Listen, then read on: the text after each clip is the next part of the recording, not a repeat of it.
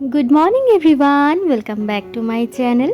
আশা করি তোমরা সবাই খুব ভালো আছো আর সুস্থ আছো। বাজে এখন ঘড়িতে ওই 9:45 মতন, আর এখন থেকে ভিডিওটা আমি শুরু করলাম। আজকে তোমরা যে ভিডিওটা দেখছো এটা গতকালের মানে রবিবার দিনের ভিডিও। আর রবিবার মানেই তো সব কিছু একটু দেরি দেরি করেই হয়, তাই আমরা তিনজনে কিন্তু ঘুম থেকে একটু দেরি করেই উঠেছি। যেহেতু রবিবার দিনকে ওর অফিসে যাওয়ার থাকে না, তাই কাজের সেরকম একটা তাড়াহুড়োও থাকে না, তো সেই কারণের জন্য একটু দেরি করে ওঠা আর কি। তো সকালবেলা ঘুম থেকে উঠে ফ্রেশ হয়ে নিয়েছি, আর আমার থাইরয়েডের ওষুধ প্রত্যেক দিনের মতন আমি কিন্তু খেয়ে নিয়েছি। আমার জানো তো এখন থাইরয়েড একদমই কিন্তু নর্মাল, তবে প্রেগনেন্সি ধরা পড়ার অনেকটাই আগে, প্রায় 1 বছর আগে আমার কিন্তু থাইরয়েডের পরিমাণটা একটু বেড়ে গেছিলো। তো সেই কারণের জন্য তখন আমি থাইরয়েডের মেডিসিন খেতাম 50 পাওয়ারের। তো তারপর যখন প্রেগনেন্সি ধরা পড়লো, ডক্টরকে আমি বললাম, তো তখন ডক্টর বলল যে তোমার টেস্ট তো করতেই হবে, তবে থাইরয়েডের ওষুধ কিন্তু বন্ধ করা যাবে না। তখন সমস্ত রকমের ব্লাড টেস্ট হলো, যেগুলো আর কি হয় সবার ক্ষেত্রে, সেগুলোও আমার হয়েছিল। সেখানে কিন্তু সমস্ত রিপোর্ট আমার একদমই ভালো এসেছে, মানে থাইরয়েড সুগার কোনোটাই নেই। তবে আমাকে ওষুধ কিন্তু বন্ধ করতে বারণ করেছে। পুরো প্রেগন্যান্সি জার্নিটা জুড়েই আমার কিন্তু এই থাইরয়েডের মেডিসিনটা চলবে। আর আগে তো 50 পাওয়ারের ওষুধ খেতাম, এখন কিন্তু ম্যাডাম সেটা বাড়িয়ে দিয়ে 75 পাওয়ার করে দিয়েছে। আর বারবার করে বলে দিয়েছে অন্য কিছু খাওয়ার খেতে ভুলে গেলেও চলবে, কিন্তু থাইরয়েডের মেডিসিন যেন একদিনের জন্য না বলি। তো সেই কারণের জন্য সকালবেলা ঘুম থেকে উঠেই মেন কাজ থেকে ব্রাশ করে সবার প্রথমে আমি থাইরয়েডের মেডিসিনটা খেয়ে নিই। এই ব্রাশের কথা বলতে মনে পড়লো, জানো তো এখন তো অনেকটাই ঠিক আছি। যখন প্রথম ধরা পড়েছিল, মানে যখন আমি ফার্স্ট ট্রাইমেস্টারে ছিলাম, তখন এই ব্রাশ করতে গেলে যে আমার কি কষ্ট হতো কি বলবো। অনেকেরই এই সমস্যাটা ভুক্তভোগী, যাদের ভমিটিংয়ের একটু বেশি প্রবলেম ছিল। কোনোভাবেই না ব্রাশ করতেই পারতাম না, সেই মানে অন্যরকম চিন্তা ভাবনা মাথায় আনতাম যাতে বমি ভাবটা না আসে। সে কত কিছু করে কষ্ট করে আর কি ব্রাশ করতাম, সেই ব্রাশ করতে গেলে তো বমি হতোই। তো এখন সেই প্রবলেমটা অনেকটাই সলভ হয়ে গেছে, এখন আর ব্রাশ করতে গেলে বমি কিন্তু আর হয় না। তো তোমাদের কাদের কাদের এই প্রবলেমটা ছিল অবশ্যই কিন্তু কমেন্ট করে জানিয়ে দিও। তো ওদিকে আমার ড্রাই ফ্রুটস খাওয়া হয়ে গেছে, আর এদিকে চলে এসেছি দেখো ঘরের একটু কাজকর্মগুলো করার জন্য। এখন একবারে বেশি কাজকর্ম করতে পারি না, একবারে দুটো ঘর পরিষ্কার করা মানে আমার কাছে একটু অসুবিধাই লাগে। তো সেই কারণের জন্য এখন 2-3 দিন ছেড়ে ছেড়ে একটা একটা করে ঘর পরিষ্কার করি।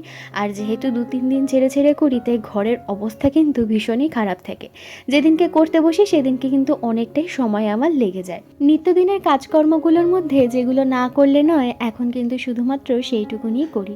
কারণ এখন বেশি কাজকর্ম একবারে একদমই করতে পারি না, প্রচণ্ড পরিমাণে হাঁপিয়ে যাই। আগে যেমন প্রচণ্ড পরিমাণে উইকনেস ছিল, এখন যেন তো উইকনেসটা কেটে একটু একটু এনার্জি পাচ্ছি। তবে এখন বেশি কাজকর্ম করতে গেলে খুবই হাঁপিয়ে যাই, কষ্ট হয়। আর আমার যেহেতু একটু শ্বাসকষ্টের প্রবলেম প্রথম থেকেই, মানে প্রথম প্রেগনেন্সি থেকেই ছিল, তো ওই প্রবলেমটা আমার কিন্তু হয়। তো সেই কারণের জন্য খুব বেশি কাজকর্ম একেবারে কিন্তু করতে পারি না। তবে আমার জানো তো এখন ইনহেলারটাও কিন্তু চেঞ্জ করে দিয়েছে। এই ঘর গোছাতে গোছাতে মনে পড়লো, প্রেগনেন্সির জন্য কিন্তু আলাদা করে একটা ইনহেলার আমাকে ডক্টর দিয়ে দিয়েছে, যেটা আমি আমার যখন সময় মানে দরকার পড়বে তখন কিন্তু আমি নিতে পারবো। তবে খুব কষ্ট না হলে আমি ইনহেলার ব্যবহার করি না, কারণ সবসময় এগুলো ব্যবহার করা একদমই ঠিক নয়। তো সেই সময় আমি যখন পারি না তখনই শুধু কিন্তু আমি ইনহেলারটা নিই। তো যাই হোক, এখানে তো দেখতেই পাচ্ছ সেলফটা পরিষ্কার করতে এসেছি, একদম অগোছালো ছিল। এখন এটাকে কিন্তু এখন পরিষ্কার করে নিচ্ছি। আর এই জোয়ানের প্যাকেটটা জানো তো আমার প্রথম দিন থেকে নিত্যদিনের সঙ্গী হয়ে গেছে। এই জোয়ানের প্যাকেটটা দেখে মনে পড়লো, জানো তো যখন প্রথম প্রথম আমার শরীরটা খারাপ হওয়া শুরু হয়, তখন এতটাই আমি খিদেতে কষ্ট পেয়েছি বা কষ্ট করেছি, তখন কি বলবো। মানে এই যে 3.5 বছর আমি চেন্নাইতে রয়েছি, কোনোদিনও আমার মনে পড়ে না যে শরীর খারাপের জন্য আমি শুধুমাত্র ভাত রান্না করেছি। আমার কিন্তু এই টাইমটায় এরকম সময় এসছে যে আমি শুধুমাত্র ভাত রান্না করেছি। কি দিয়ে খাবো ভাত সেসব কিন্তু কিচ্ছু মাথায় নেই, শুধু করতে হয় সেইটুকুনি করে আমি বিছানায় শুয়ে পড়েছি।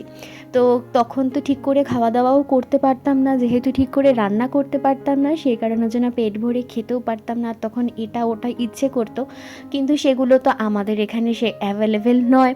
তো সেই কারণের জন্য ঠিক করে খেতেও পারতাম না, পেট ভরতো না। আর 15 মিনিট আধ ঘন্টা ছেড়ে ছেড়ে আমার এত পরিমাণে খিদে পেত, মানে কি বলবো, তখন খুবই কষ্ট হতো। তো তখন এটা ওটা ব্লিঙ্কিট থেকে আমাকে বারে বারে অর্ডার করতে হতো, যাতে আমাকে কিছু মানে বানিয়ে খেতে না হয়। কারণ তখন যে আমি দাঁড়িয়ে রান্না করব বা কিছু 5 মিনিটের জন্য যে বা 10 মিনিটের জন্য যে আমি কিছু একটু নিজের জন্য বানাবো, সেইটুকুনিও আমার শরীরে আর কি সাথ দিত না, খিদেতে এতটাই আমার কষ্ট হতো। তো তখন না ব্লিঙ্কিট থেকে কেক, তারপর এটা ওটা একটুখানি আনিয়ে রাখতাম, যে অন্তত খিদের টাইমটায় খেতে পারবো, তারপর হয়তো একটুখানি হলেও রান্না করতে পারবো। কারণ দেখো, আমি তো আর একা মানুষ নই, এখন আমার মধ্যেও একটা ছোট্ট প্রাণ বেড়ে উঠছে, আর তার সাথে সাথে আরও একটা মানুষ আছে, যেই মানুষটা আমাদের মাথার উপরে কিন্তু রয়েছে। তো খাবার তো সবাইকেই খেতে হবে, তাই না? তো খুব কষ্ট করেই আর কি তখন আর কি রান্না বান্না, ঘরের টুকটাক কাজকর্মগুলো করতাম। তবে মিথ্যা কথা বলবো না, প্রথম দিন যেদিন থেকে ধরা পড়েছে সেদিন থেকে কিন্তু মিস্টার চক্রবর্তী আমাকে একদম স্ট্রিক্টলি বলে দিয়েছিল যে আমি যতটুকুনি পারবো ততটুকুনি করব, তুমি কিন্তু জোর করে কোনো কাজ করতে যাবে না।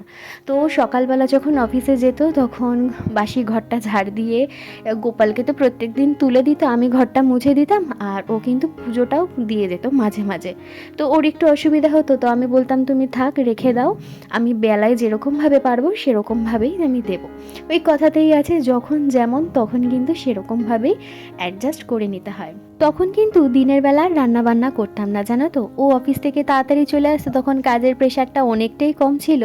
তো সেই কারণের জন্য সন্ধেবেলা তাড়াতাড়ি চলে আসতো, দুজনে সন্ধেবেলা কিছু টিফিন করে তারপর কিন্তু রান্না করতাম। ও আমাকে অনেক হেল্প করে দিত, সবজি কাটাকুটি, আবার মাঝে মাঝে নিজেও মাঝে মধ্যে একটু আধটু রান্না করে দিত। তো একবারে বেশি করে করে রাখতাম, রাত্রেবেলাও আমাদের হয়ে যেত, আর পরের দিন দুপুরবেলাও কিন্তু আমাদের হয়ে যেত। তো এরকমভাবে প্রথম কয়েকটা মাস আমাকে কাটাতে হয়েছে। আর প্রথম প্রথম না আমরা দুজনেই প্রচণ্ড পরিমাণে ভয়ে ভয়ে থাকতাম, জানো তো। প্রথম প্রেগনেন্সি মানে তো বুঝতেই পারো কতটা ভয়, কত প্রশ্ন থাকে মনের ভেতরে। তো যখনই ডাক্তারের কাছে যেতাম তখনই গিয়ে ডাক্তারকে জিজ্ঞাসা করতাম, ম্যাডাম এটা করতে পারবো কি না, এটা খেতে পারবো কি না, ওটা করলে কোনো সমস্যা হবে কি না। আসলে সবাইকে দেখেছি মা হতে, কিন্তু নিজে যে মা হচ্ছি এই যে একটা অনুভূতি, এই অনুভূতি তো সত্যিই ভীষণই ভালো লাগছে, কিন্তু তার সাথে অনেক ভয়ও কাজ করে, যে এটা করলে এটা যদি হয়ে যায়, ওটা করলে ওটা যদি হয়ে যায়। তো সব মিলিয়ে যাই হোক, এখন তো মা চলেই এসেছে। সত্যি কথা বলতে আমি একটা দিকে ভীষণই লাকি যে এরকম একজনকে আমি শাশুড়ি হিসেবে পেয়েছি। মানে আমার শাশুড়ি কিন্তু পুরোটাই অন্যরকম। আর 5 জনের কীরকম কি আমি বলতে পারবো না, কিন্তু আমি একটা কথা বলতে পারি, আমার শাশুড়ি মানে পুরোটাই অন্যরকম, একদম মাটির মানুষ যাকে বলা যায়। তো যাই হোক, মা এখানে আসার পর আমার অনেকটা হেল্প হয়েছে, অ্যাটলিস্ট মা আসার পর আমি পেট ভরে খেতে পারছি। তো যাই হোক, ওদিকে মাকে বললাম, দেখো আজকে তো আর সকালের টিফিনের কোনো তাড়াহুড়ো নেই, কারণ ও বলছে মা এখানে আসার পরে মা একদিনও এখনও পর্যন্ত ইডলি বলো ডোসা বলো ট্রাই করে দেখেনি। তো আজকে সকালবেলা অল্প করেই আনা হবে, কারণ মায়ের যদি ভালো না লাগে আটা মাখা আছে, আমি রুটি করে দেব। আর আমাদের জন্য কিন্তু ইডলি আর ডোসা কিন্তু আনবে। তো সেই কারণের জন্য সকালবেলা আমাদের টিফিনের আজকে কোনো ঝামেলা কিন্তু নেই। তো এখন দেখো আমি চলে এসেছি সোজা রান্নাঘরে, আজকে করব একটুখানি বিরিয়ানি। অনেক দিন ধরেই মিসেস চক্রবর্তী খেতে চাইছে, আমি করব করব করে আর করে উঠতে পারছিলাম না, আসলে শরীরটা সাথ দিচ্ছিল না। আর চিকেন তো আমি একদমই নিতে পারছিলাম না স্মেলটা। তো যাই হোক, সেই কারণের জন্য করে উঠতে পারছিলাম না। তো ফাইনালি আজকে বললাম যে ঠিক আছে, চলো আজকে তোমাকে চিকেন বিরিয়ানি করে দিই। আমিও একটুখানি বিরিয়ানি খাবো, তবে চিকেন ছাড়া। আর মা তো বিরিয়ানি খায় না, মায়ের জন্য ভাত আর চিকেন কিন্তু হবে। আর এদিকে দেখো এর মধ্যেই ও চিকেন আর ইডলি ডোসা সমস্ত কিছু নিয়ে চলে এসেছে। তো মাকে এখানে দিলাম, প্রথমে বললাম তুমি ইডলিটা আগে ট্রাই করে দেখো, তারপর তোমাকে আমি ডোসা দিচ্ছি, কারণ এত কিছু আমরা একবারে তো খেতেই পারবো না, সব মিলিয়ে ঝুলিয়ে কিন্তু খাবো। তো আমি বড় ডোসা খেতে পারবো না বলে আমি ওকে বলেছিলাম যে আমার জন্য ছোটোই দেখে একটা আনবে, কারণ বেশি পরিমাণে খেলে না একটু কষ্ট হয়, অল্প অল্প করে বারে বারে করে খাই আমি। তো এদিকেও দুটো নিয়ে এসেছি, বলে একটা তুমি খাবে একটা মা খাবে। তো এখানে আমার একই থালাতে আমি বেড়ে নিচ্ছি। মাকে বললাম তুমি আগে খেয়ে দেখো, তোমার যেটা ভালো লাগে তুমি তারপরে সেটাই খেও, কারণ একই রকম খাবার খেয়ে আমাদের অভ্যেস, এখন হট করে এখানকার খাবার খেতে দিলে না খেতে পারবে না। আমাদেরও প্রথম প্রথম অসুবিধা হতো, তারপর কিন্তু আস্তে আস্তে অ্যাডজাস্ট হয়ে গেছে, এখন আর কোনো প্রবলেম হয় না। তো যাই হোক, এখানে দেখো কত রকমের চাটনি দিয়েছে, এখানে সাম্বার দিয়েছে, নারকেলের চাটনি দিয়েছে, আর একটা নতুন ধরনের চাটনি দেখলাম যেটা আমরা পাতে পাতেই নিয়ে নিয়েছি। এটা কিসের চাটনি আমি জানি না, কিন্তু প্রচণ্ড প্রচণ্ড পরিমাণে ঝাল ছিল। তো যাই হোক, এখানে তো 3 জনের খাবার আমরা বেড়ে নিয়েছি আর বসেও পড়েছি খেতে। তো এখানে মায়ের রিয়াকশানটা আমি দেখার জন্য প্রথমে খাবারটা শুরুই করিনি, আনলাম তুমি আগে খাও, দেখি তোমার কোনটা ভাল লাগে, তারপর তুমি সেই বুঝেই খাও। তো মা প্রথমে ইডলিটা মুখে দিয়ে মার একটু ভাল লাগেনি, তো সেই কারণের জন্য মা ধোসা নিয়ে নিল আর ও কিন্তু মায়ের ইডলিগুলো নিয়ে নিয়েছে। আর আমি তো বললামই প্রথমে যে আমি একবারে বেশি করে কিছু খেতে পারি না, তো সেই কারণের জন্য আমি একটা ছোট ধোসাই খেয়ে নিলাম। তো খেয়ে দিয়ে প্রত্যেক দিনের মতন চলে এসেছি এখন এখানে ওষুধপত্র খাওয়ার জন্য। এই ওষুধের জন্য একটা আলাদাই আমি ডাব্বা করে নিয়েছি। আর ওদিকে মিস্টার চক্রবর্তী বলল ঠিক আছে তুমি ওষুধ খেয়ে 5 মিনিট রেস্ট নিয়ে নাও, আমি ততক্ষণে চিকেনটা ধুয়ে নিই। আর মাকে বললাম তুমি একটুখানি পেঁয়াজটা কেটে দাও, কারণ এখন আমি পেঁয়াজের গন্ধটা ঠিক করে নিতে পারি না, পেঁয়াজের স্মেলটা আসলেই না আমার প্রচণ্ড বমি পায়, তো পেঁয়াজ আমি কাটতে পারি না। তো সেই কারণের জন্য মাকে বললাম তুমি পেঁয়াজটা কেটে দাও আর আলুটা কেটে দাও, আমি তারপর ঢুকছি বিরিয়ানি মাংস একবারে করব। তো চলে এসেছি এখন এখানে ওষুধ খেতে। আর সত্যি কথা বলতে একটুখানি কাজ করলেই বললাম না হাঁপিয়ে যাই, যে সকাল থেকে কয়েকটা কাজ মাত্র করলাম, তাই শরীরটা না কীরকম খারাপ লাগছিল তখন, তাই চুপ করে একটুখানি বসেছিলাম। আর বললামই জোয়ানটা আমার না খেলেই নয়, এসেই সবার প্রথমে একটুখানি জোয়ানটা খেয়ে নিলাম। আর প্রত্যেকবার আমার এই ওষুধ খেতে গেলে একবার করে জানো তো উঠবেই, প্রত্যেকবার এটা আমার সাথে এটা হয়ই হয়। কিন্তু সব কিছুর পরেও যখন মনে হয় না মাঝে মাঝে যখন একা বসে থাকি ভাবি যে আমার মধ্যে একটা ছোট্ট প্রাণ বড় হচ্ছে আস্তে আস্তে, আর সে কয়েক মাস পর আমার কোলে চলে আসবে, মানে ভাবলেই একটা আলাদাই আনন্দ কাজ করতে থাকে। তখন মনে হয় যে এইসব তো ঠিক আছে সাময়িক, এরপরে তো সব কিছু ঠিক হয়েই যাবে, তাই না? তো যাই হোক, এখানে মিস্টার চক্রবর্তী দেখতে এসছে যে ওষুধ আর কটা আছে না আছে, কারণ এখন জানো তো আমাদের গাড়িটাও নেই, কারণ আমি তো বললামই সামনের মাসে আমি চলে যাব, তো গাড়িটা দিয়ে দিতে হয়েছে। তো এখন ওকে হেঁটেই সব জায়গা যাতায়াত করতে হয়, তো একবারে যখন বেরোয় আমার ওষুধ সবজি বাজার একবারে নিয়ে আসে। তাই ও দেখে গেল যে ওষুধ আর কটা আছে। তো এখানে ওষুধ তো আমার খাওয়া হয়ে গেছে, সকালে 2-3টে ছিল, আর খেয়ে এখন একটুখানি রেস্ট নিয়ে আমি কিন্তু চলে এসেছি এখন রান্নাঘরে। তো এসে আলুটা তো সবার প্রথমে ভাজতে বসিয়ে দিয়েছি, আর এর মধ্যে দেখি মা কিন্তু বসে পড়েছে মুসম্বি লেবুর রস করতে। আজকে একটু বেশি করে করতে হচ্ছে, তার কারণ গতকালকে মিস্টার চক্রবর্তী 3 কেজি মুসম্বি লেবু একবারে নিয়ে এসেছে, তার সাথে 2 কেজি আপেল, তার সাথে বেদানা। এবার এতগুলো ফল ফ্রিজে রাখার তো জায়গাও হচ্ছে না, বাস্কেটে সবজি টবজিও থাকে, উপরের থেকে খাবার দাবারও থাকে, এবার বাইরে রাখলেও সেগুলো সমস্ত কিছু শুকিয়ে যাবে। তো আমি মাকে বললাম যে তুমি বেশি বেশি করে করো, আমরা 3 জনেই একবারে খেয়ে নেবো। এবার এই খাওয়া নিয়ে যা যুদ্ধ হয়, মা খাবে না আর আমরা মাকে জোর করে খাওয়াবই।